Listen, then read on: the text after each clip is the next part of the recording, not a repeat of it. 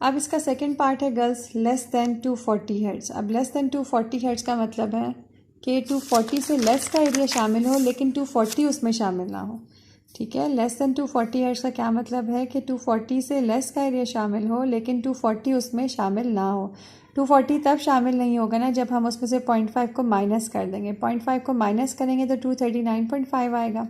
तो अब इसमें आप देखें हमने 0.5 माइनस किया, उसको ज़िगज़ैग वाली लाइन से आपने शो कर दिया कि हमने इसमें से कोई वैल्यू जो है वो माइनस की।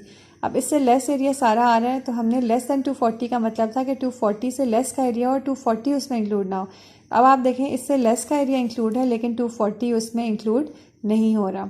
अब आपकी एक्स की लिमिट क्या बनेगी? Probability of x is less than 239.5। आपने जी का फॉर्मूला अप्लाई किया, x minus mu over sigma. X आपके पास है 239.5, म्यू आपके पास है 250 एंड सिग्मा इज 11.18।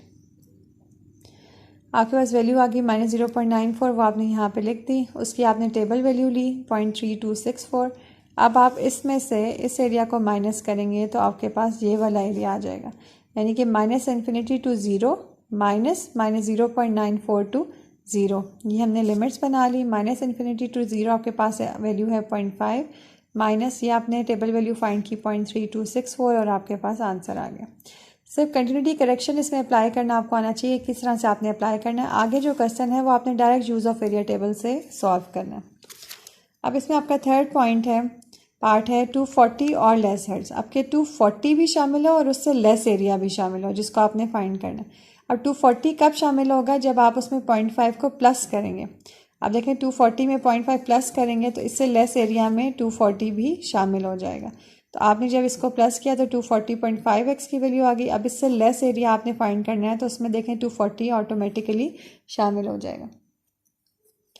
आगे आपने direct use of area table से क्वेश्चन सॉल्व करना है। 240.5 माइनस 250 डिवाइडेड बाई 11.18। आपके पास वैल्यू आ गई -0.85।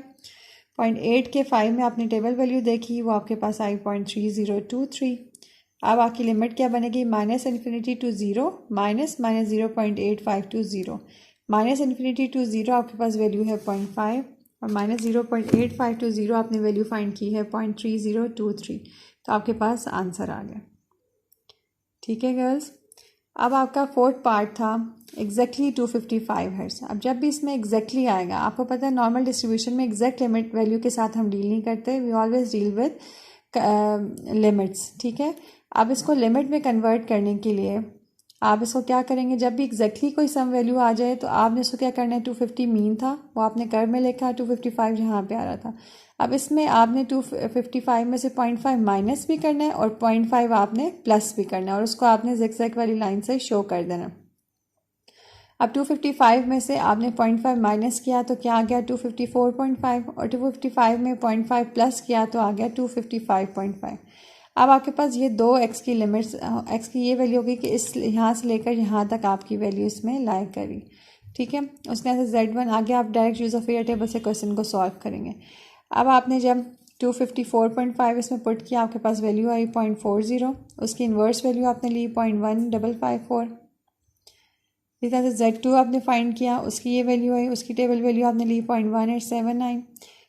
इसकी वैल्यू आई थी 0.40, वो आपने यहाँ लिख ली और इसके सामने आपने लिख ली 0.49 जो ये वैल्यू आई थी। अब आपने इस आउटर लिमिट में से इनर लिमिट को माइनस करना है, यानी कि 0 to 0.49 माइनस 0 to 0.40।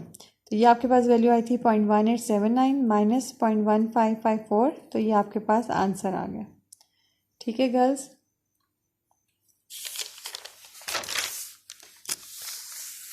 अब इसका फिफ्थ पार्ट था more than 240 hertz. More than 240 hertz का मतलब है कि 240 उसमें शामिल ना हो, उससे मोर एरिया सारा शामिल हो। तो हम उसमें 240 में 0.5 को प्लस करेंगे ताकि 240.5 में हमने ऐड की, उसको ज़िगज़ैग वाली लाइन से शो कर दिया, उससे एरिया सारा, उससे मोर एरिया तो ऐड हो गया लेकिन उसमें देखें 240 शामिल नहीं हुआ क्योंकि हमने यही करना था कि 240 से मोर एरिया हमने उसकी लिमिट फाइंड करनी थी जिसमें 240 शामिल ना हो। तो हमने इसलिए उसमें 0.5 को प्लस किया और आपके पास वैल्यू आ गई 240.5। अब आपने एक्स की लिमिट फाइंड करनी है, probability of x is greater than 240.5। आपने आगे direct use of area table से क्वेश्चन सॉल्व करना है। अब 240.5 माइनस 50 डिवाइडेड बाई 11.18। आपके पास आ गया -0.85, वो आपने यहाँ पे लिख दिया। इसकी आपने टेबल वैल्यू ली 0.3023। अब दोनों साइड का कुछ एरिया इन्वॉल्व है, तो यहाँ से लेकर यहाँ तक में आप इस एरिया को प्लस कर देंगे, यानी कि 0 से लेकर इन्फिनिटी प्लस -0.8520। यहाँ से यहाँ तक जो एरिया है वो होता है 0.5, और इस इधर का एरिया आपने ये फाइंड किया, उसको प्लस किया, तो आपके पास आंसर आ गया।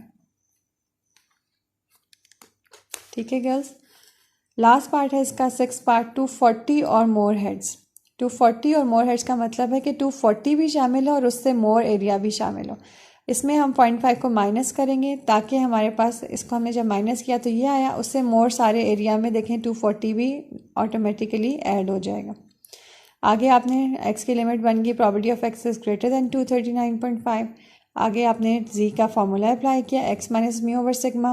x है 239.5 माइनस 250 डिवाइडेड बाय सिग्मा। आपके पास ये वैल्यू आ गई। उसकी जब आप टेबल में से वैल्यू लेंगे 0.3264 आ गया। अब आप इसमें इसको ऐड कर देंगे, 0 से इन्फिनिटी आपके पास एरिया होता है 0.5 प्लस -0.94 से 0 में एरिया आपके पास आया है 0.3264, उसको आपने इसमें ऐड कर दिया तो आपके पास आंसर आ गया।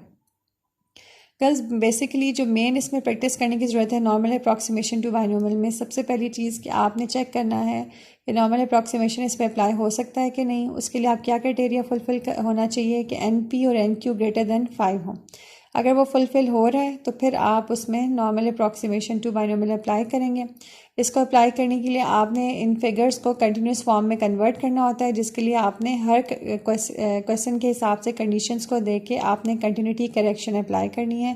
कंटिन्यूटी करेक्शन क्या है कि कभी वैल्यू 0.5 माइनस होगी और कभी प्लस होगी, जैसे मैंने आपके साथ इस एग्जाम्पल में थॉरली डिस्कस किया। उसके बाद आपको म्यू और सिग्मा खुद से फाइंड करना पड़ेगा। इसमें बाइनोमियल का मीन और सिग्मा यूज़ होगा, तो बाइनोमियल का मीन किसके इक्वल होता है NP के, और बाइनोमियल का सिग्मा किसके इक्वल होता है √NP/Q के। ठीक है गर्ल्स, अब इसी एग्जाम्पल की आज आपने, और मैं नेक्स्ट एक्सरसाइज में आपको कोई क्वेश्चन नहीं दे रही, आपने इसी एग्जाम्पल की बहुत अच्छी तरह से शुरू से लेकर एंड तक अच्छी तरह से प्रैक्टिस करनी है। कंटिन्यूटी करेक्शन कैसे अप्लाई करना है, कब अप्लाई करना है, हम normal approximation to binomial apply कर सकते हैं कि नहीं कर सकते, इन सारी कंडीशंस को अच्छी तरह से आपने लर्न करना है और आपने इसी एग्जाम्पल की बहुत अच्छी तरह से प्रैक्टिस करनी है। ठीक है गर्ल्स, थैंक यू, अल्लाह हाफिज़।